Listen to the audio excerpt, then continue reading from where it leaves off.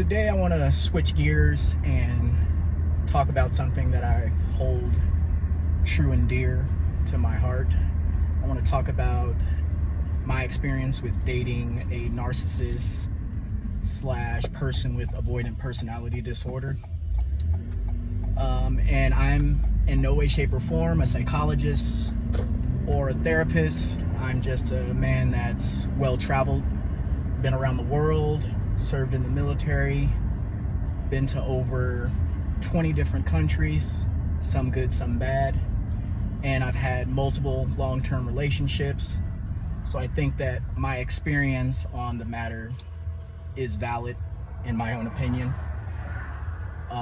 Dating people with different attachment styles, learning through those people your own attachment styles and how you cope and how you compromise in different relationships depending on the circumstances between you and that person.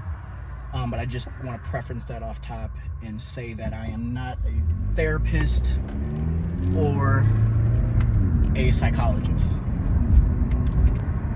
The first thing I want to talk about when it comes to dating an avoidant or a narcissist, and that word is thrown around quite usually these days. I see a lot of other content creators that use that word, but I mean, if the shoe fits, right? And the first thing I want to touch on is the lies that these type of people come up with. They're very good at lying while giving the perception that they're an honest person, that they're truthful, that they're a little naive, but it's so deeply rooted within them, and they've become so good at lying and having a false representation of themselves, especially to the people that are around them that are close but not too close, like their friends, their family. They have an image of themselves that they hold true and dear, and even when you touch on that, whether it comes up through discussions or you're having a heated debate and you touch on that, they're very, very defensive of that because that's their circle of validation. Those people almost enable them to continue to lie and continue to allow them to manipulate others, especially those they're in close personal relationships with, because those are the people that they really take out that, I don't want to call it evil, but it's almost that evil, damn near demonic energy that they give. They really take it out on those people because they know those people love them. They know those people trust them, so they weaponize the lies against those people in particular.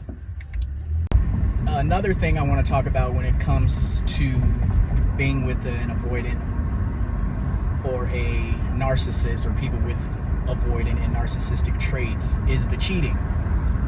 You think giving these type of people your time, your energy, your loyalty somehow will allow them to reciprocate that and return in kind, so to speak. But in actuality, your loyalty is what they take advantage of. Your love, your trust is the thing that they use to most control you with, because they're almost in a safe spot. They have you, who they know is consistent. You show up, you provide, you protect, you do all the things required of you in a healthy relationship, while they still get to play the field. And don't catch them. Don't catch them cheating, because it becomes instant anger. It becomes instant manipulation, victimhood. They flip the script 100%, and you're the bad guy almost for catching them. And I'm going to touch on that a little bit more later. But the cheating, I mean, it's all the apps that they have, the way they're able to text and switch screens if you come into the room. I mean, there was a point where the person that I was dating, I mean, they're taking naked selfies in my own bathroom, in my own bedroom. And you're almost like, when did you find the time to do that? Like, I'm sitting right here. But it does not matter. There is not a loyal bone in these people's body or an ounce of respect for you that, I mean, like, if that's what you're going to do, you can't control the next person by any means. But if that's the type of things that you're going to do, why do you have to do them in the place that we share, the domicile we live in? But then as I thought about it more and spoke to other people that have similar situations, that's almost the fuel for them to do those things while you're close or in your home. It's a thrill for them because these people chase emotional highs. They are constantly looking for that dopamine hit. So it's almost like the forbidden fruit effect. So they do those things as a way to get off their rocks. That actually, I don't know if it turns them on more, excites them, but naturally it's just that dopamine hit from doing something that they know is wrong, is messed up, that you would see it as being something that was just super destructive to your relationship, but that's where they get it. They love that. The next thing I want to talk about when it comes to dating a narcissist or a person with avoidant personality disorder is the manipulation. The manipulation of your feelings, the manipulation of your image to people around you, the manipulation of you directly. These people have such a aura about them where they pretend like they're the perfect, they pretend that they can do no wrong, especially to their friends or family in the echo chambers that they live in. To everybody around them, you're the problem. I'll touch on that again later when it comes to weaponizing the police. But the manipulation it's really deep rooted. It goes so deep as to their thought processes when it comes to setting you up. Ultimately, they'll go wait for you to make gestures like such as moving into a home, moving into an apartment. When it comes to financing things, for example, financing a vehicle, they'll just act like, they're so gracious, but they almost kind of coerced you into doing that for them. And then the moment me personally, I try not to bring up things like, hey, I did ABC 1, 2, 3 for you. Why can't I get this? I tend to stay away from that directly, but they almost set you up to do it. And if you ever mention it or you bring it up, the first thing they say, and a lot of you might have heard this before, is, I didn't ask you to do that. It's like, okay, you don't ask me to pay the bills, buy groceries, pay the insurance on the vehicles, pay the rent. Of course you don't have to ask me. I take initiative. Those are the things that are required of me to do. But when you bring those things up as a way to try to just, show your level of effort in the relationship, the first thing that they say is, they didn't ask you to do that. Mind you, if you don't do something, because they're not very expressive with their emotions or good communicators, they'll just silently hold it against you. Like if you don't do something for them that you've always done because they know you're consistent, because people who are narcissists or have avoidant personality disorder, they always attach themselves with people that they know are consistent, people that constantly show up. And in some versions, people who have anxious attachment styles, people who they need that constant validation, they need the constant check-ins, they want to know the location, they want to know who you're with, who you're speaking with. I was like that earlier on, but as you grow and you get older, you realize that to the certain individuals, it can be overbearing, especially for people who aren't good at communicating or that think communicating and accountability are forms of control.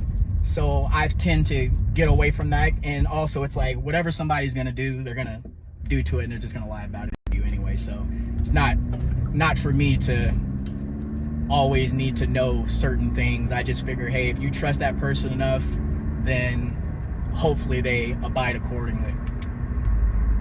Next thing I wanted to talk about is the gaslighting. That goes right there with manipulation.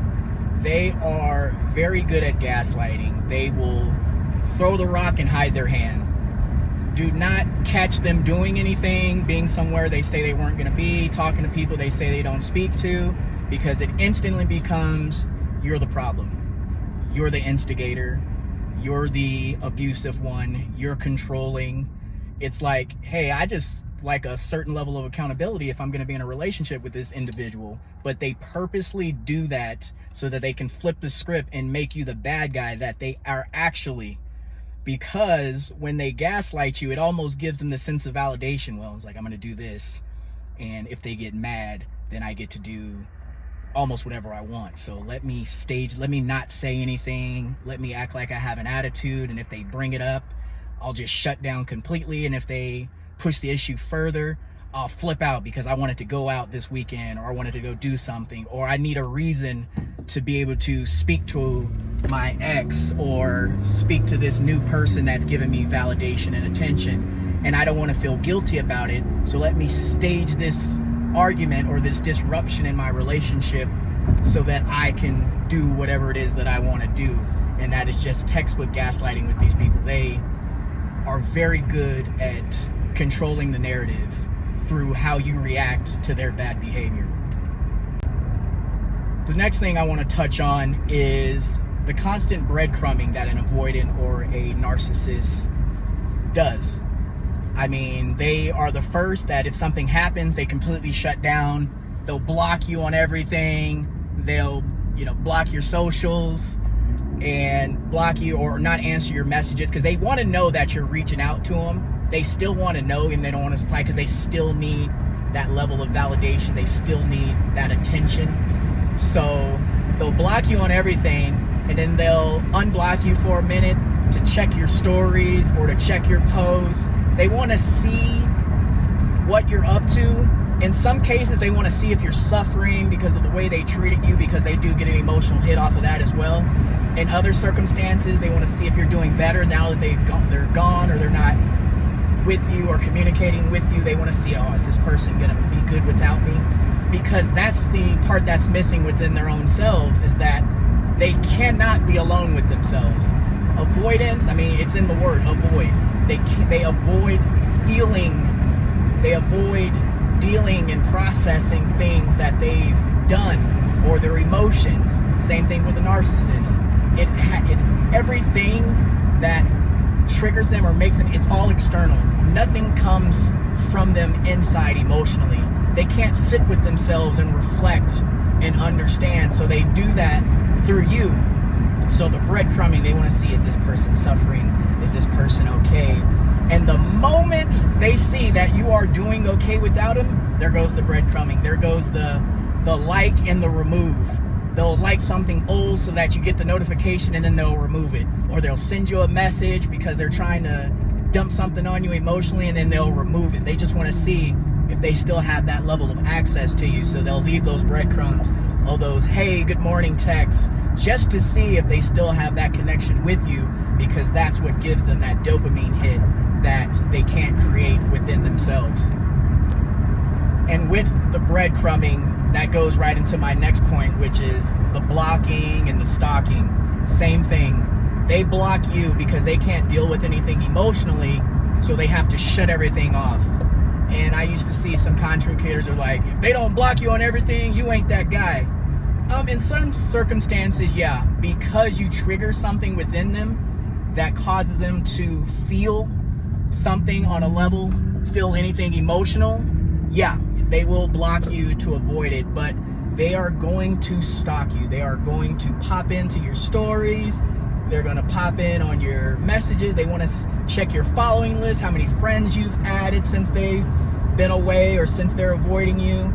They need to have control over that, because it makes them either A, feel good about leaving you because now they can, run with the script that, this person was ABC, so I did this. Or, wow, this person really didn't love me. That's why they're happy without me. So they're constantly dealing with these conflicts in their own mind that, okay, they made the right choice by ignoring you or leaving you high and dry. Or if you move on too quickly, or they see that you're genuinely happy without them, it's like it validates, they never really cared, so it's good that I did what I did. And it's just a constant battle in their mind with these emotions, and they don't express anything.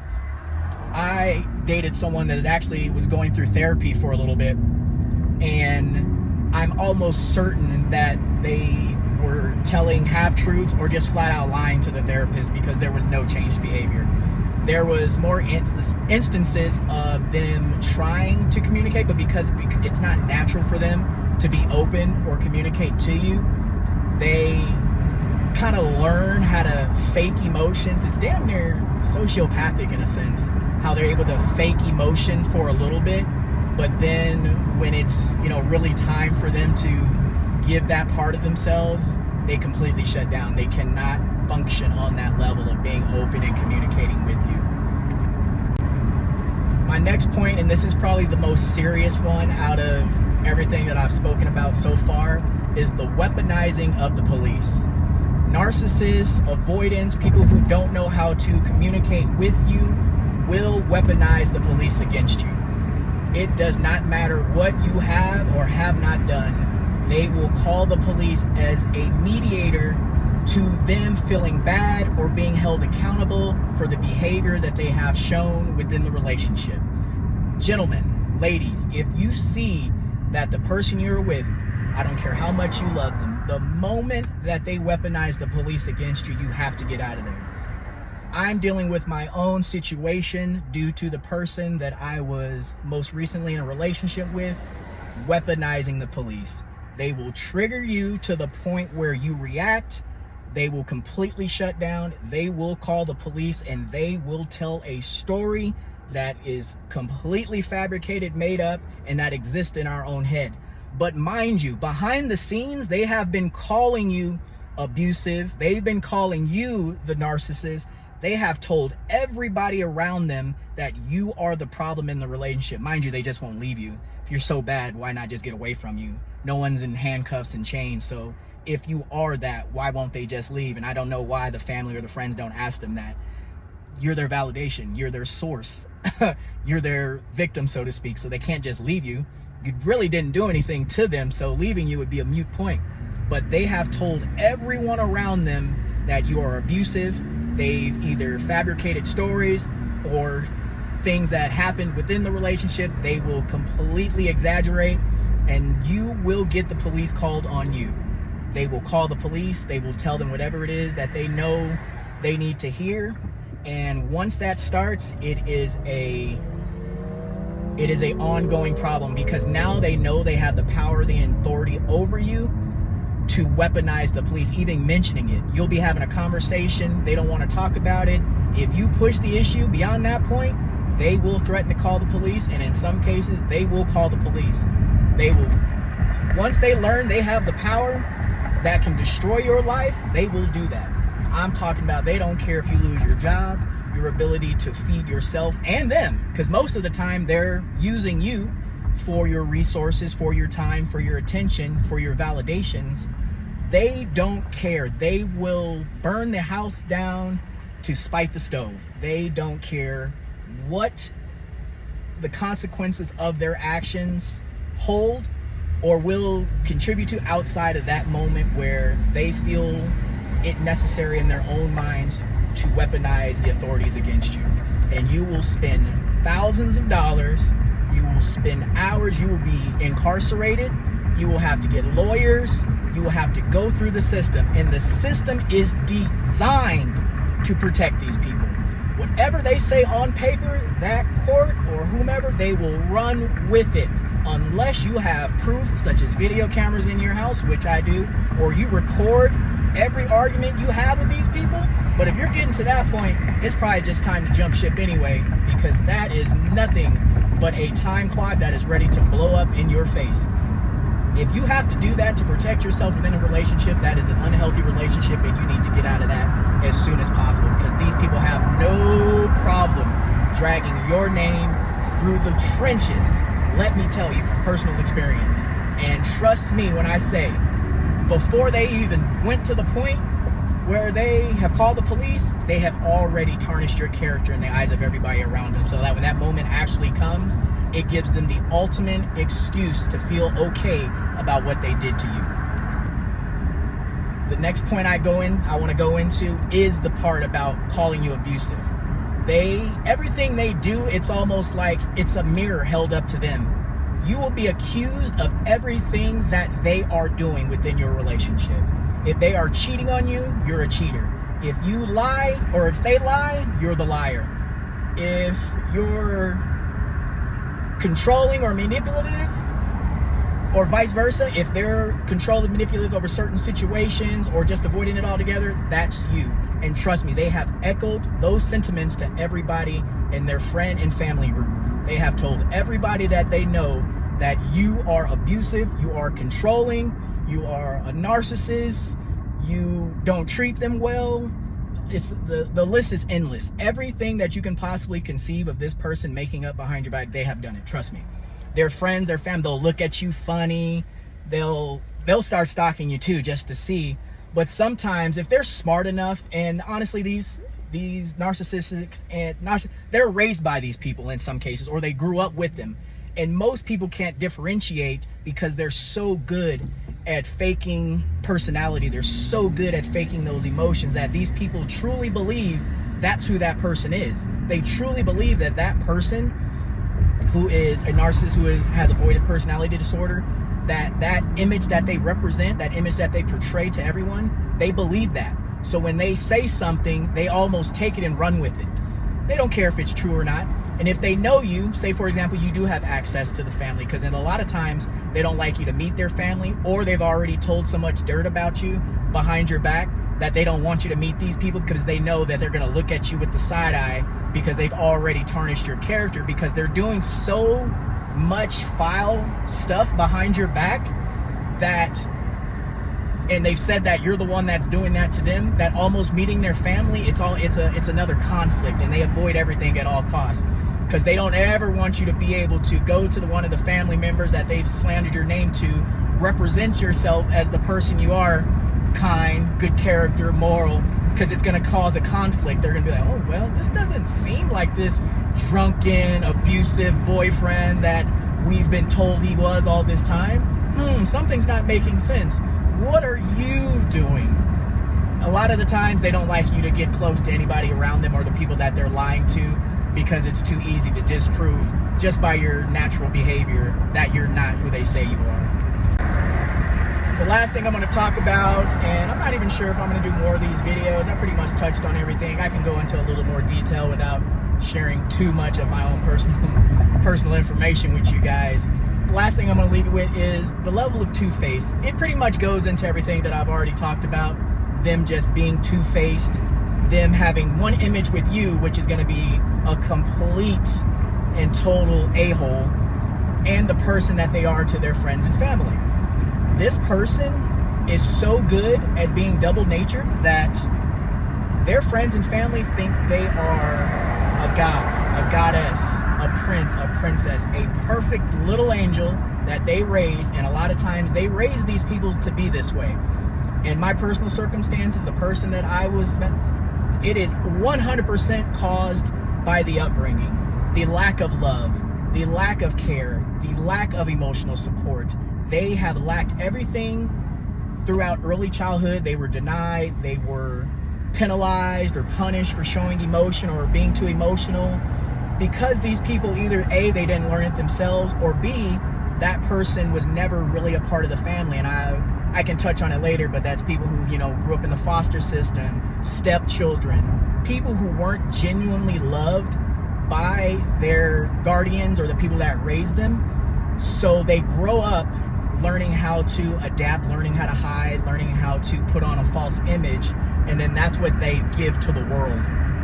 If you have been around these type of people, or you've dated one, you will automatically know that they can only do that for so long. You'll notice it with their work. Most of the time, these people, they're either A, really good and keep jobs a very long time, and usually they're in the upper management positions, because sociopaths, narcissists, they do very well in upper management because they have no problem with destroying the people below them so that they can get bumped up to the next level.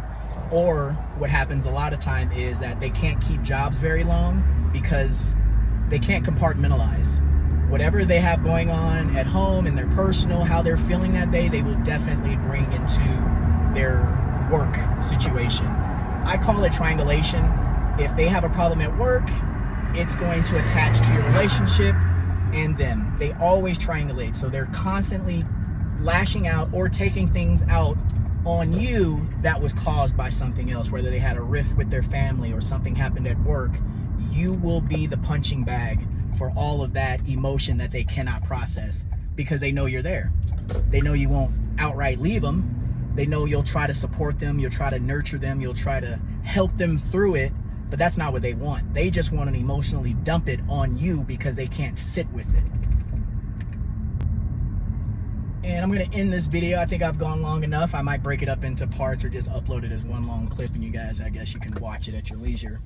The last thing I just want to touch on is that if you are dating, know someone with avoidant personality disorder, or they are just a textbook narcissist, you have to get away from those people. I know it might be hard. Some of you are married to these people. Some of you have been in long-term relationships with these people, and you love them. Because that's one thing that they do well. They will attach themselves to someone they know loves them, someone that will really care about them, someone that will do things for them that they can't do for themselves. And that's one, give them the validation and the emotional support they can't, get from themselves or their own actions, or just, I guess, being a decent human being in the world. So they will definitely attach themselves to someone that they know loves them, without a shadow of a doubt. They cannot be around people that are like them. And a lot of times you'll notice, if you've ever been in a situation like I was, where I left this person, was doing spectacular without him, and then they came back. Turns out they were also dating someone like themselves, and they cannot stand it. Two narcissists, two avoidants will not have a relationship. And that's where you'll hear about a lot of these little 2-week, one month flings where your friend dates somebody. Oh, that person was abusive. No, that person was a mirror image of themselves, and they could not stand it, so they got out of there. And then they usually circle back around to the person that they know is gonna be there for them, the person that loves them, the person that has shown true consistency, because that's what they didn't grow up with. They didn't grow up with a consistent flow of love, which, I mean, be thankful if you were raised by parents who cared about you, if you have been around or been fortunate enough to be around people that genuinely care about your well-being, about your mental state, your just overall peace of mind. Be thankful, thank God every day if you were raised that way, because if not, there is a very good chance that you have or will develop narcissism, those personality traits, or become an avoidant yourself, and it is a hard battle to get out of. I've heard from other professionals that I do communicate here with on social media that it's years of therapy. And people who are now, they're also content creators, they are willing to say that they are narcissists, that they do have I can't even say it now, avoidant personality disorder, that it takes them years of therapy and working on themselves to get out of that. And a lot of times they never really recover from that because it's so ingrained into them, and it's been the way they're surviving. I mean, you have people that are in their 50s and 60s that are like this, and unfortunately, they can fake it for a while, they'll get married, have kids, and I mean, it's just a cycle that repeats. It's almost like a disease. So the further you get away from it, the better you'll be for it. I appreciate you guys' time. Please like the video and subscribe. I'm trying to build this social media thing. I'm a fitness creator first, but sometimes you got to switch it up and talk about things that, hold true and dear to you. I'm going to start doing a series of videos like this, just talking about, different subjects and discussions. Drop some in the comments if you either agree, if I missed something, and stay tuned. Thank you.